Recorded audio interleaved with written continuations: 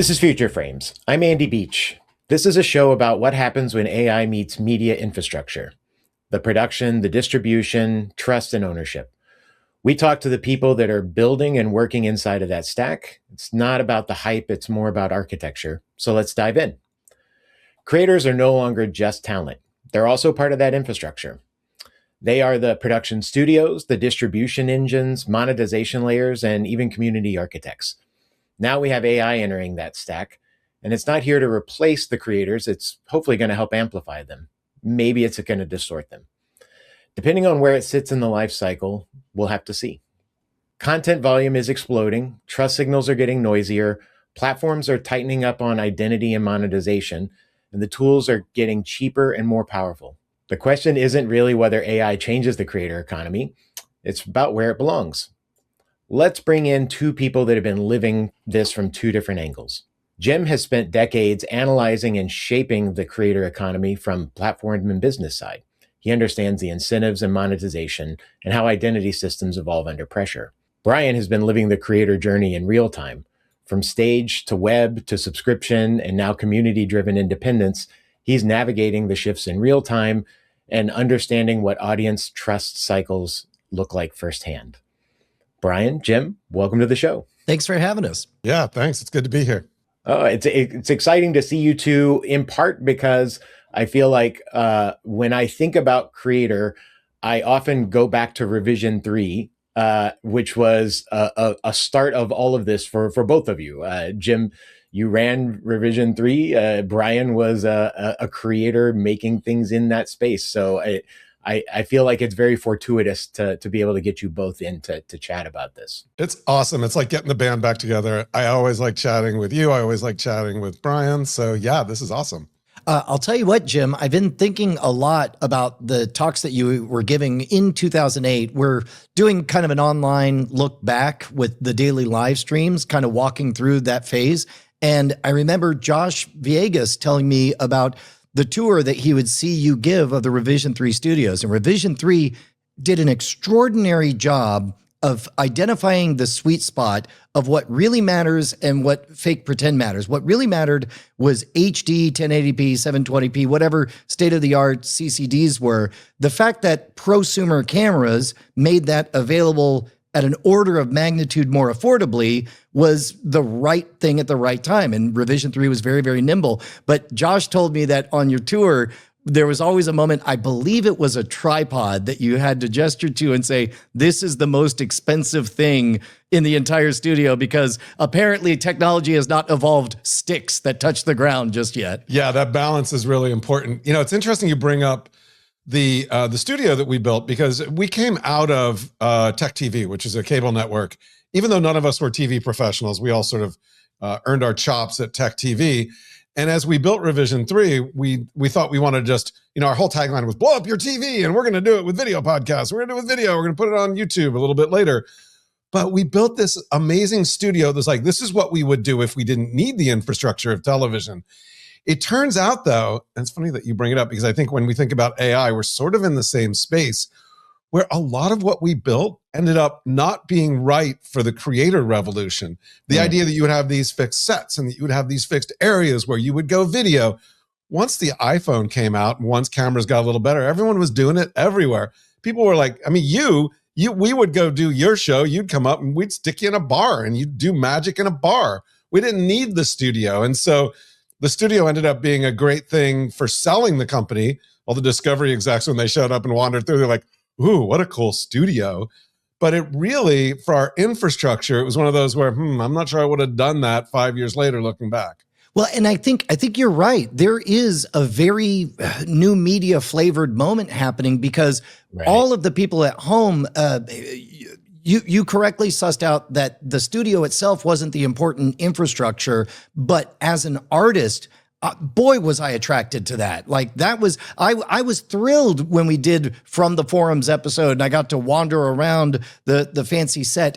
And I think that it takes a while for the populace to become savvy enough to notice what they should and should not be impressed by. So much of what magicians do on stage are adopting the trappings of magic and polish and flow and narrative beats for the purpose of creating moments of surprise. And it takes a while for the audience to get hip to those moves and then not impressed by it. This is kind of a weird comp, but I think of the font Century Gothic, which was popular in the mid 20th century as an industrial font, and then it fell out of use. And so it had no good connotations about it. But by around, the early 2000s, J.J. Abrams realized this is kind of a weird, mysterious font from an other kind of place, made it a centerpiece of Lost. And it was a cool font all of a sudden. And then a small institutional nudge happened. Like last year, I picked up a prescription and the prescription bottle had that Century Gothic font. And I thought, okay, my meds didn't just get cooler. The font got dorkier now. And so I think that meta back and forth with the trappings of authenticity, of top of class art of any variety, there's a constant turnover. It's just happening faster now with AI. Yeah, and I think it's also, I like to think of it as infrastructure as marketing rather than infrastructure as building your business. And I know in this world of AI, we're building these huge data centers and we're throwing zillions of NVIDIA chips at them. But I wonder, as we get the idea of doing LLMs like with Claudebot and things like that on I have a mini PC down there and I'm about ready to go, a little scared about the security issues. But I wonder if all of those data centers are going to end up being infrastructure as marketing. And just like we saw with the big cameras in the studio, down to the smaller cameras with the expensive tripods, and down to now, this is more powerful than anything I've ever shot on before in my life. Maybe it's all infrastructure as marketing, and we'll look back in 5 years and think that's what was really going on. Well, and that's the weird part is we won't know where the stupid is for another 5 or so years. Oh, and it'll change repeatedly. I mean, the stupid is a rolling tide where it will change over time. I do agree, Jim, that I think a lot of the data center stuff will become artifice. It's highly integral now in order to just get the amount of compute that is required for a lot of what is going on. But compute shifts and evolves very rapidly. I mean, there was a lot more infrastructure that was needed before our phones got so smart and got so compute savvy. And that will happen again. Everything will level up on that edge, and we'll be doing a lot more AI at the edge at some stage. And the data center just won't be as necessary, but there will probably be a lot of people who want to buy in because it has that artifice of the old style, which is always attractive. Yeah, I just see Zuck, Musk, and Altman sitting around whenever they get together and saying, "Mine's bigger than yours." Well, I mean, they're trying to take it to space too. So we're putting data centers everywhere. Actually, you know what? I'm glad you brought that up. You may not know this, Brian, but our CTO at Revision 3 is now the CEO of one of the companies bringing data centers to space, Sophia. This is Rob DeMillo. The way it works is not like what, the vision that Altman or Musk has, which is going to put huge data centers up there. Instead, it's these small lockable panels that go together, not to beam inference back down to the real world, to the earth, but to use it when it's needed at high speed up there. So if you want to make a quick decision and use your LLM to make some high speed decisions, that's what they're building right now. It's really cool. So a lot of people are like, in space. And it's like, no, if you're in space, it's nice to have compute in space as well. Wild. Anyway, sorry, you brought it up. No, absolutely. I do want to come back and talk about, Jim, I had a question for you mainly around sort of when you get asked about AI and the creator economy today, what is it people are wanting to know? What immediately comes to mind? Is it cost savings or is it other elements? Is it new features or being able to do more on their own? I don't know necessarily where, from a creator standpoint, people are immediately starting with the AI question. Well, there's a lot there. First of all, creators are freaked out by it. They think it's going to take their jobs, and they rightly should be concerned. Right now, it's being used to accelerate some of the back office stuff, some of the stuff that's harder to do, like editing. Whether you're editing video or editing audio, AI is really helping there. Just there's a company that I'm working with, and I've just been playing and posting videos up that allows me to go in and edit videos off a huge base, ask for what I want. It finds the clips. I tell them how to put it together. I've been posting them on LinkedIn. I've got another one to go up about this topic actually as soon as we're done recording. But I think the real thing that's being overlooked in many ways, and so you said, what do I first think of? What I think of is YouTube, TikTok, all Facebook, Instagram. They all, when they came out, they democratized distribution. Suddenly, anybody, anywhere in the world could wake up with no friends, no followers, no fans, and post a video. And everybody in the world could see it. But what AI is doing through some of the things that I mentioned is it's democratizing creation. So democratizing distribution meant anyone could post a video, but you had to be good at making a video, reaching out through the camera, connecting with people. Not everyone is like that. But it reduces the production barrier of entry. Exactly. With these tools, the production barrier of entry is going away. And I think we're going to see another 500 million creators enter the creator economy, which means some creators are going to get disrupted because they're not doing things to keep up. Yeah, there is a deep responsibility, you know, in business circles. I'm sure you guys have seen that fable book, Who Moved My Cheese? Like, if there's ever been a time that every creator needs to wake up, put on their sneakers and go for a run and figure out where is everything moving, this is it. Because congratulations, you all just got an upgrade of a gigantic staff. You have a personal assistant, you have proto editors, you got people that handle your graphic design and all that stuff. And now you can decide that you don't like AI for some reason, or you could decide that it's hard to want to learn. That's fine, but understand, for every one of you that's not taking advantage of your promotion to management, there's somebody else who is, and there's going to be some 17-year-old in a year to 4 years who spends an entire summer vacation doing nothing but envisioning a really good independent movie that he's going to make completely alone in his basement. And all those people who currently are suffering from a blockage of they can't imagine how this could ever be good art. That is the failure of imagination. That is not a failure, a constraint of the actual product itself. Somewhere out there, you're now competing with imaginations. Brian, I feel like you. Sorry. Go ahead, Andy. No. Sorry, Brian. I know you have done I feel like you've done a massive reset over the last year where you re-taught yourself all the different stages of making video and sort of worked every piece of it. What did you learn as part of that, and what changed about what you were doing? Because you've been making content a long time now. Yeah. So a bit of advice, build out with the fundamentals now, assuming things are going to get better in relevant ways. So when I first redesigned this studio, at Revision 3, I was thrilled to sign on with the company and get to see how a grown-up production company actually works. And then went to Hollywood, and it was familiar. And I thought, I'm not seeing a lot that I don't understand how it can be done. And then we went independent during the pandemic. When it rained ad dollars, we just grew more humans. And then when the sunlight went away and things got tight, I found myself in the curious position of essentially having built a USS Enterprise, but not knowing how any of the stations worked. So I spent the last year walking around. How does the science station work? How does the transporter work? How does engineering work? And then now it's very clear that an awful lot of things you don't need other people to do. You're just adding another step to hand excellent artistic integrity to some other person, which can be collaborative and elevate things.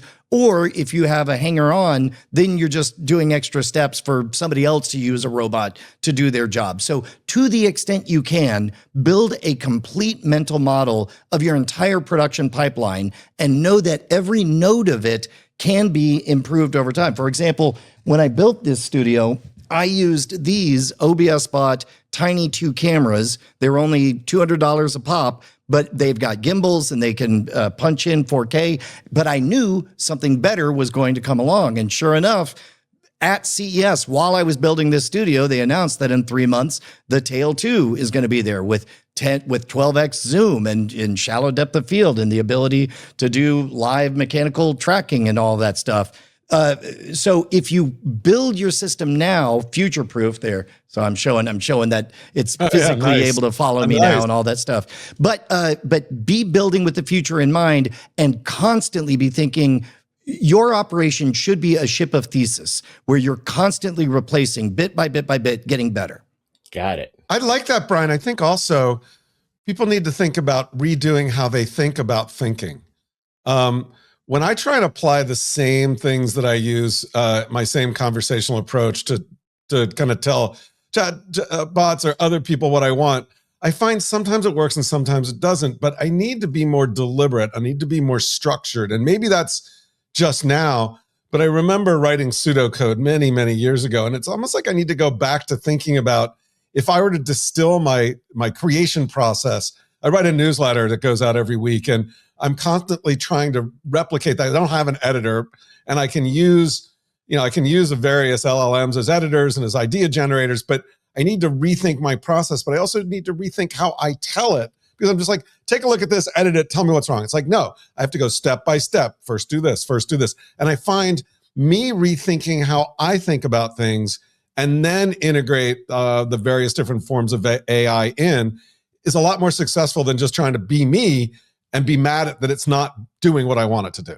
And that bias I experienced as well. And recently, I'm ashamed to admit, it's only been in the last 2 weeks that after week of explaining, hey, we're doing another episode of Cord Killers. I need this, I need that. And it gets it wrong. And I get mad. Last week, I had such an epiphany. I just typed, it's Tuesday, Cord Killers Day. What do you think we're doing? And then it say like, oh, like a golden retriever. It was like, I bet you want this, that. I'm like, you're mostly right. Wait, we do want that. We don't need to do that. And then when it drifts aside, so rather than beginning by treating it like I'm at the Wendy's ordering off a menu, instead, just actually having that back and forth, it really does seem to respond better. And if you think of yourself as a gardener of a conversation, it goes where you want. Well, the other thing to keep in mind is that, and of course we all know this, but we forget, is you get it to a point, you're like, okay, finally it's working the way I want it. It's going to get better. And it does get better. And you brought it in, like what you were talking about with the cameras is exactly the same with the LLMs. Like I've been using ChatGPT as a customer for the last couple of years. I am now in the middle of by the way, I got a new Pixel and I got Gemini for a year free. So now I have 2 of them going. And I was like, everyone's saying great stuff about Claude. I got to bring Claude in. So now I'm running all 3 in parallel, trying to decide which ones to give my filthy lucre to. And I'm having trouble figuring it out, but each is good at different things. And I never would have imagined that a year ago, that I might have to multicast myself across different models versus finding a model that's going to do everything for me. Well, and to be honest, any infrastructure where you virtualize and expand your personality in exactly one modality is going to be brittle because they could change the rules. Like we saw, some people got upset when 4.0 got replaced with 5 and so on. But I think back to FDR, and he had his cabinet, but he also had his kitchen cabinet, and he would play the two against each other. So I will oftentimes have hey, GPT, make me a thumbnail. And of course, it looks very GPT-ish, and I can already picture the comments crapping all over it. And then I'll go to Gemini. I'm like, hey, this dummy did it this bad. What can you fix it? And it fixes it. And then I take it back. I'm like, now put it the right size. Gemini didn't do it the right size. And then I end up with something that feels authentic, unique, and doesn't feel particularly flavored to any one LLM. Do you think that's just an artifact of a change in the creative process? I mean, you're just talking about iteration, which we've done forever, but now we're just doing iteration across multiple AI agents effectively. Yeah, I think a big part of what we're all undergoing right now in the AI revolution is figuring out what we even think of it as. Now personally, and of course, there's a lot of models we're all going through as we see it. I just picture any LLM is a mob with a particular set of biases. And so if I want to ask this mob this question, I'm going to get this flavored response. And now my job is to not get busted. This is the magician in me thinking, I don't want to get busted on how I came up with that thumbnail. If people don't know if they are thinking about, oh, that's a Gemini thing, then they are not thinking about the message that I'm trying to make. And that's my job, is to get out of the way of the magic. I think I love that. That brings up when we talk about AI a lot on here, we end up talking about sort of trust and transparency a bunch because that ends up being where the conversation is. Where in Jim, this is mostly for you as a starting point. What are the trust factors that come up when we talk about creators and AI? Is it the AI slop conversation and the concern that people are just cranking out poor, low quality content? Or is there something else around the transparency and the use of AI that comes up for the creator? Well, you brought up two really important questions. I want to start with slop just because the whole discussion of slop reminds me of the early days of YouTube. And you guys remember this when YouTubers were called UGC and everybody turned down their nose at them because, oh, they're just in their bedroom saying, hi, everyone. And that's not real media. And it turns out a lot of people wanted to watch it and you could build really profitable businesses on it and you could build careers on it. And so I see the same thing happening today. AI slop seems like just UGC in a different term. And remember, my slop could be your just passion. It could be a gem for you. I think about, and I ran into this, I'm working on something, a presentation on a lot of the stuff for South by. Timing's good. But I started playing around with, and I'm late to the game, on Italian brain rot. And I'm like, this stuff is good. I can watch this stuff. So let's be careful in what we call slop today because we put our own sort of justifications and vision on it. If people like it, it's not slop. So that's right. One. Trust, though, is very important. And to me, the thing that defines trust as a human creator that people are going to search for is, how do I know that you're a human? And AI is going to get better and better at replicating you and making it look like it's you and sounds like you and does what Brian says is they stop thinking about, is this AI or not? And they're like, it's just you. So what are the things that are going to make it obvious that it's the human talking to you? Because in the end, we are going to be fine with AI generated content for some of our media diet. But there will be times when we're going to want a human there that we trust. And I don't think we're there yet, but I'd love to know, like, Brian, what do you think? Andy, what do you think? How do we get to that point where we get that, oh, I know that's a human and I trust you. And so I trust what you're saying, doing, and showing. Brian, you're in charge of big chunks of the demon horde of the internet. How do you manage the trust of your community as part of it? Part one is establish trust, right? And as trust is where promises meet actions. And so for me right now, I'm going through an arc. I'm on day 126 of going live every single day. In general, I've never been a live streamer, quantity over quality person, but I am selling on polish. Polish used to be 10 years ago, 15, 20 years ago, a marker of this is worth your time. Please give it your full attention. And instead, polish has become a marker of this was thoughtless garbage that no human really, the person sending it to you didn't even watch or read themselves. So knowing that, I'm a big fan of authenticity. You guys, if you're watching the video version of this right now, you'll notice that I always have a telestrator on the screen, even though my handwriting is abysmal, it is unambiguously Brian Brushwood paying attention, jotting things down in the middle of all this. So all of these trappings over time will build up that trust.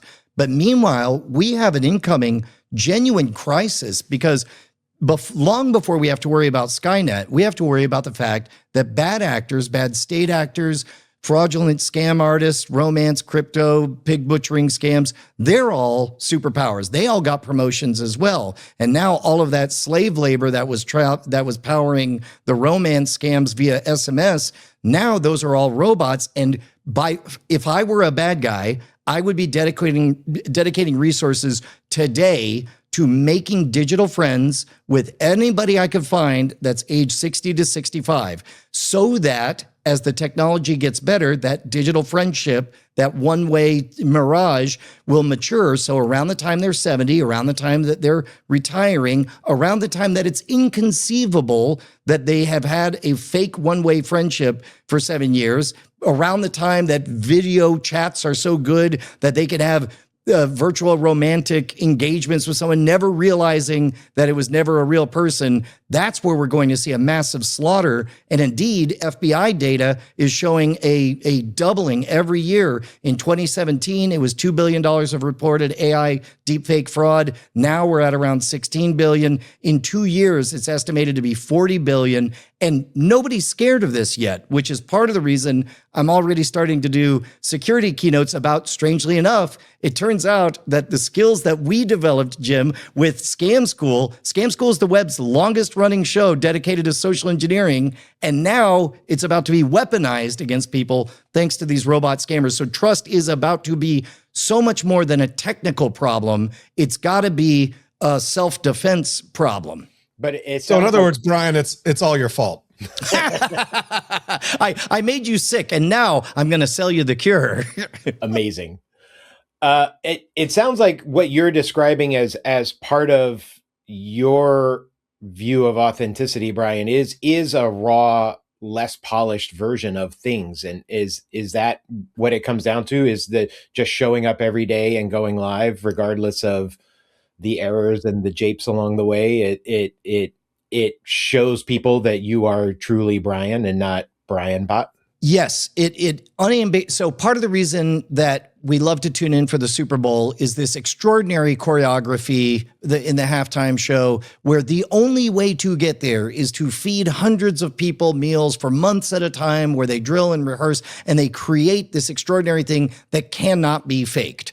And now, of course, at the push of a button, you can fake it, which means you need other modalities to telegraph authenticity. So in my case, I'm taking advantage of time. It would be harder for me to manufacture falsely 2 hours a day, every day for a really long time. The shortest path is, nope, Brian just gets up, runs a few miles, shows up and goes live.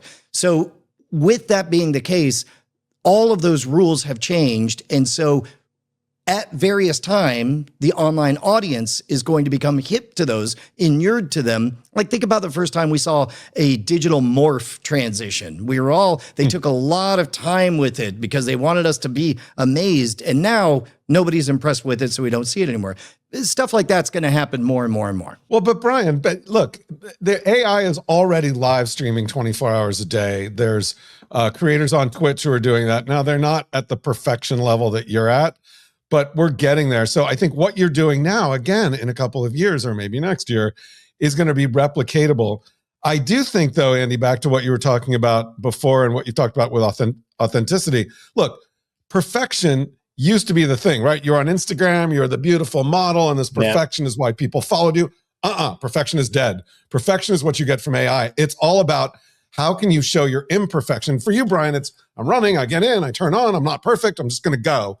But that ability to do and show that you are real and that you have flaws is going to be important. I do this in my newsletter every week. Even though I ask AI to proofread it for me, I put errors in grammatical errors and spelling errors, not a lot of them, but here and there, just to show I'm kind of human writing it. A little seasoning on it. Totally. Can I talk a little bit more about trust? Because there is an element of trust that I think, I've also been thinking about this. I'd love to get what you guys think about. Like, think about the graphs. We have the social graph, we have the work graph, that's Facebook, that's LinkedIn. But really, when you think about the creator world, YouTube really was the creator graph. They knew the creators you liked, they shoved them at you. They would find other creators like that so that you could see more of them. And then TikTok came out, and there's a big innovation for TikTok was we went from the creator graph to the topic graph, right? Suddenly it was like, oh, we know the things you like. We're just going to shove you more beekeeping videos or more magic videos. Doesn't matter who they are as long as they're things that you want to go through and scroll. The algorithm is the star of TikTok. Yeah, but the algorithm was the star of YouTube too, but it was the creator algorithm. So we're going to find the things that you like. We're going to recommend things that are similar to what we know you like from a creator perspective. Now, YouTube has gone more towards the topic graph, but I think in the world of AI, and AI creators and fake creators and real creators, we need, and the only thing, by the way, the only thing that matters is trust. And I think we're going to need to develop a trust graph that is a connection of who you are, who are the people who trust you, and that's going to be something that we can use to see how trustworthy you are, if there's a trust score. But brands can also use this to figure out whether to give you money for sponsorship, because views are dead, followers are dead, likes are dead, comments are dead. They're all AI generated, but trust is kind of all we have. Can we map out real human to real human in that web of trust and come up with a trust graph? I don't know yet, but to me, if I were going to build something right now, I would think about building in that world.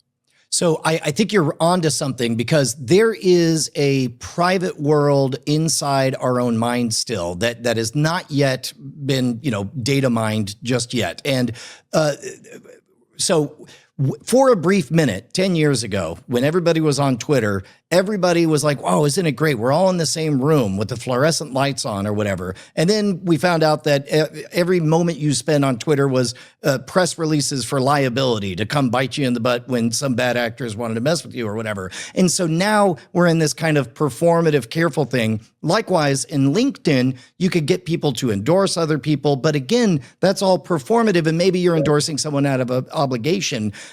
I read recently Steven Pinker's new book, When Everybody Knows That Everybody Knows. And it's about recursive hidden knowledge becoming common knowledge in unambiguous ways. So the example he gives is Barack Obama's on stage, makes a joke about the butt of the joke is, in order for the joke to be funny, you have to know that Donald Trump has filed a lot of bankruptcies. So he says something inappropriate, and everybody's hidden preference, let's say a bunch of people didn't know about the bankruptcies, but somebody bursts out laughing because he checks his memory bank and like, oh my God, did he just say that? And he can't help but laughing. The very act of laughing causes somebody else to say, why did that dude laugh? Oh my God, oh, I just pieced it together. And then he laughs and it becomes an infection, right? That revealed hidden preference, I think, is precious. And I think that, like, if LinkedIn were to offer another layer, maybe they already do, I don't know. But instead of a public endorsement, a private vote about your private withheld opinions about someone. So that secret ballot, I think, is going to,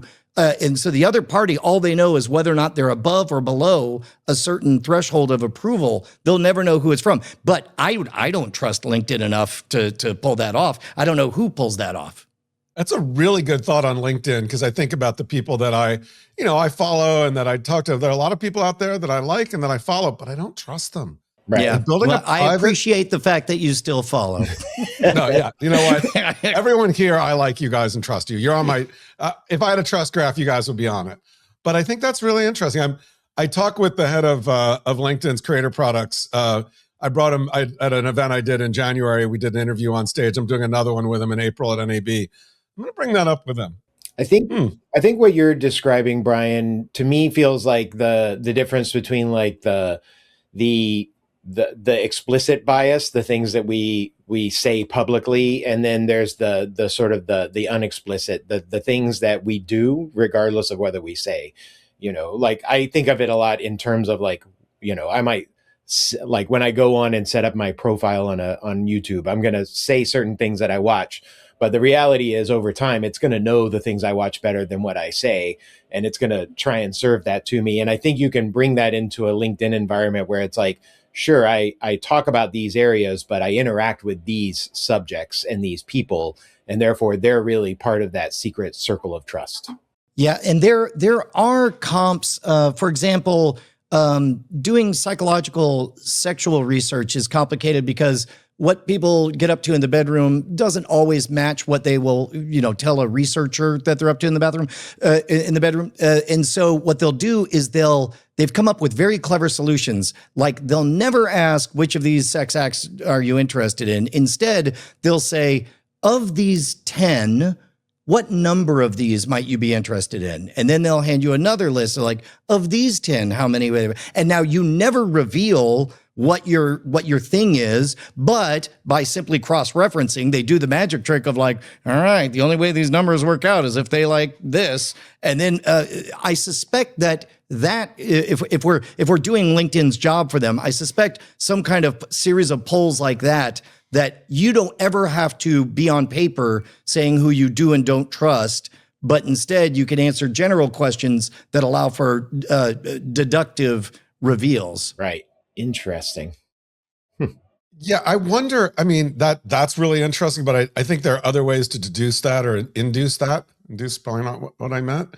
But Like, think about with a creator. If I buy something from a creator, a product, I probably trust them. I mean, a lot of people trusted Mr. Beast and started buying his burgers, and then the burgers were crap. And he probably lost trust. He probably didn't lose followers that much because people would still follow him because he's funny and his stuff is entertaining, but they no longer trusted him.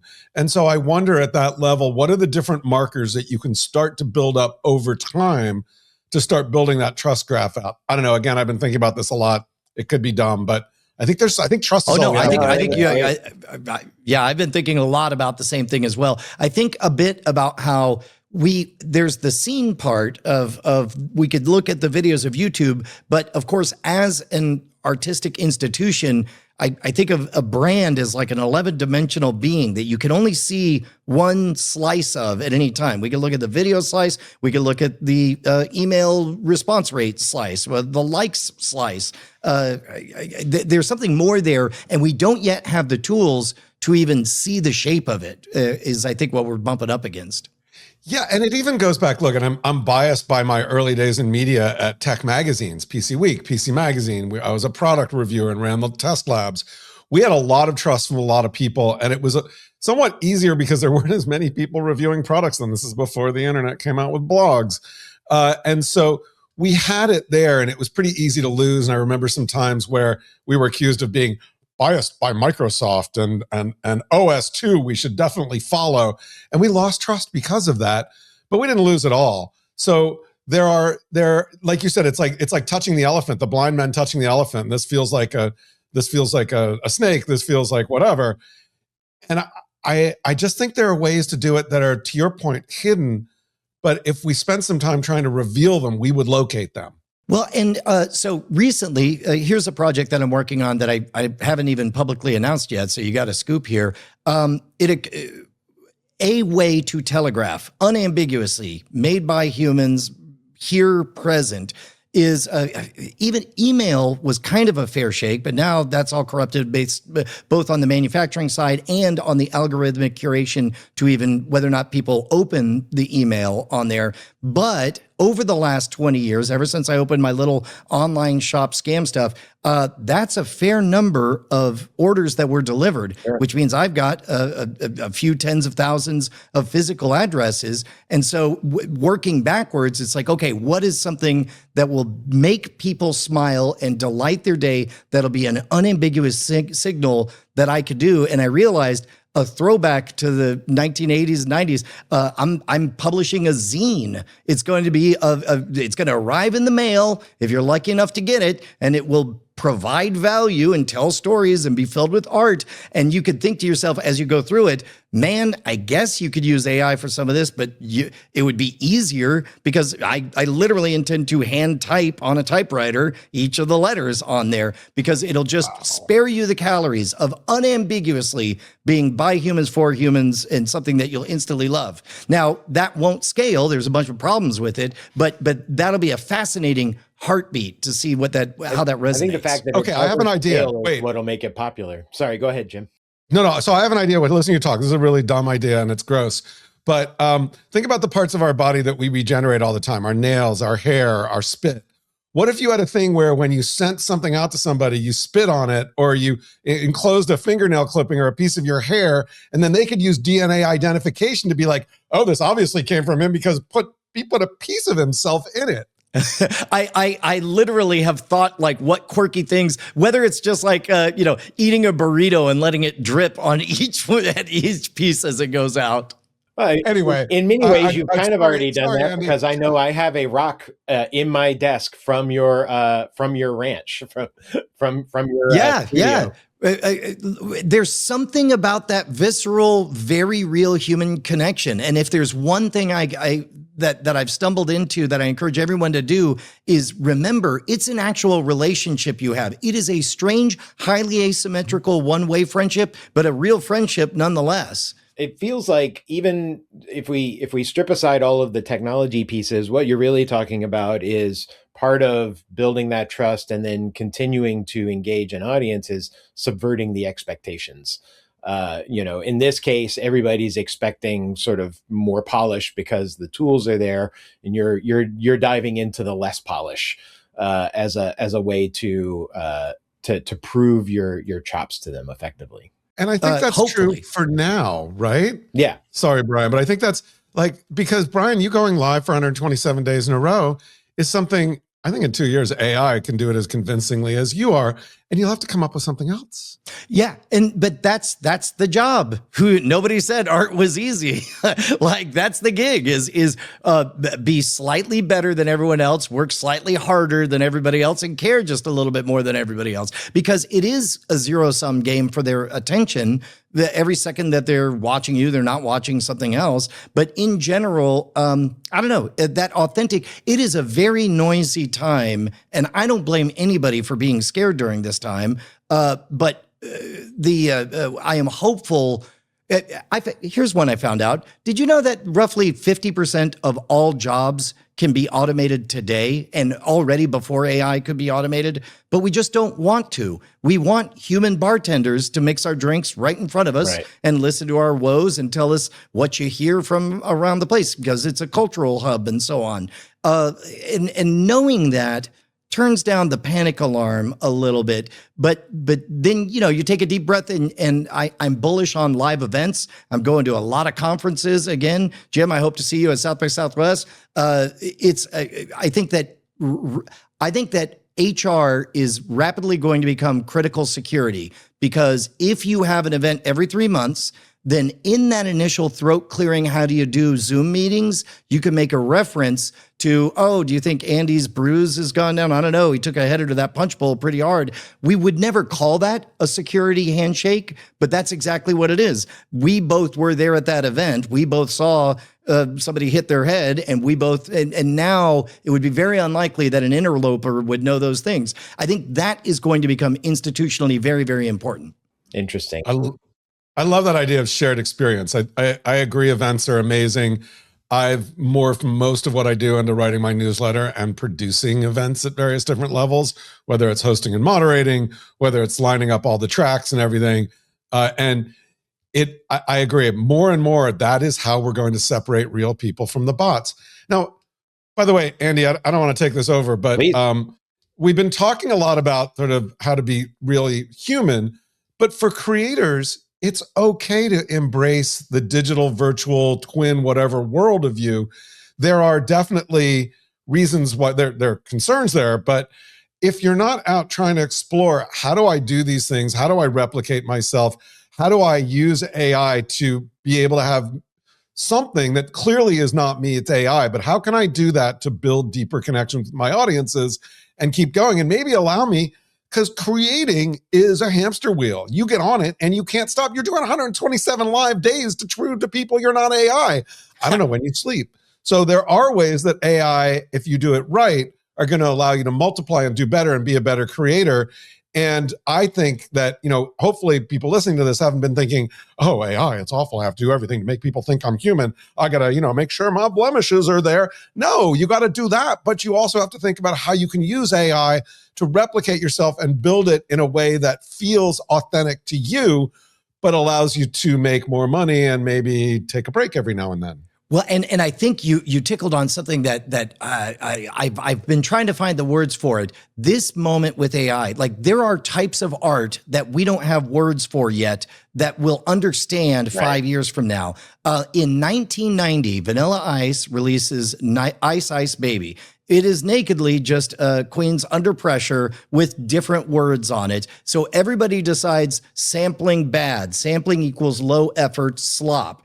7 years later, Prodigy releases Smack My Bitch Up, an extraordinary song that is manufactured from dozens of samples. There's not one original instrument played in all of that song, but you can see, go YouTube a video on how that song's made and watch how everything's teased and flanged and shift. And it is very clear craftsmanship of a new collage type. And so it's sampling good. And so we're just in that strange mushy middle between those two poles. Yeah, I totally agree that there is a new genre that will appear out of this, and it's really just an evolution of, you know, what filmmaking language has been going back to the earliest days of it, because it evolves over time, and I think we're just hitting that era now of what does it look like, and part of that is just getting it into the hands of as many people, because you never know where the next idea is going to come from.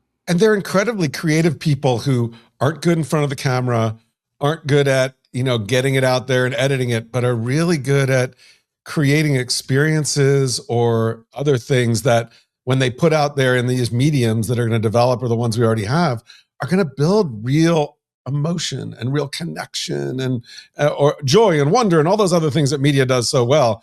And I'm excited to see who they are and what they come up with. Very good. Well, I could literally talk about this with you both for hours, but I feel like we should punch out somewhere, and this feels like as good a spot as any. So, Jim, you mentioned South by Southwest. What are you up to in the coming days? Where should people go find and learn more about what you're working on? So South by Friday morning, I'm doing a session on the weird world of creators and AI, something like that, which makes this conversation very timely. But so I do a newsletter every week, Inside the Creator Economy. You can read it on LinkedIn, subscribe to it. It's on Beehive. And I am now in the middle of producing an event. It's the industry day of an event I've done the last few years. If you're listening to this, you're probably a little geeky, or you're a creator. It's called Open Sauce, and it's basically VidCon, which I used to run, meets Maker Faire, mid-July here in the San Francisco Bay Area. It's really fun, and I hope to see people at one of the events I'm at and read my newsletter. Awesome. Brian, of the many thousands of things you were doing, including going live every day, where should people tap into the Brian Brushwood? I'll tell you what, everyone's real busy, but one thing everybody needs is a good, new, high-quality podcast in your life. World's Greatest Con is the best narrative audio storytelling that I've ever been part of. Just go to season 1, episode 1. We're now getting to a place where they're coming out monthly-ish, but you got 5 years to catch up on. I'm very proud of it. Go to worldsgreatestcon.com or just look for it in your podcatcher. I will +1 that one. It's a great listen, and it is absolutely exciting to every time I see a new one has popped out. So I'm glad that they're coming with more regularity. Cool. All right. Well, thank you so much for making time. Really appreciate the discussion, and hopefully people feel like they've gotten a little look inside of the creator brains.